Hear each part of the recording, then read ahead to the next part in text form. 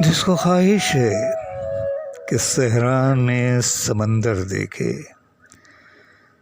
एक नज़र आके मेरी आँख के अंदर देखे। जिसके रास्ते में बिछा रखी थी हमने आँखें, उसके हाथों में भी इल्ज़ाम के पत्थर देखे।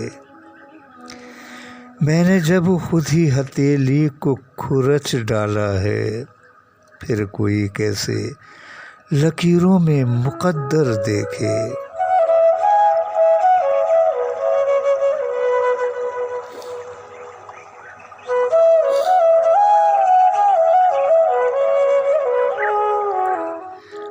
आईने तक में कोई अक्स नहीं है उनका, बंद आँखों से कई बार जो मंजर देखे।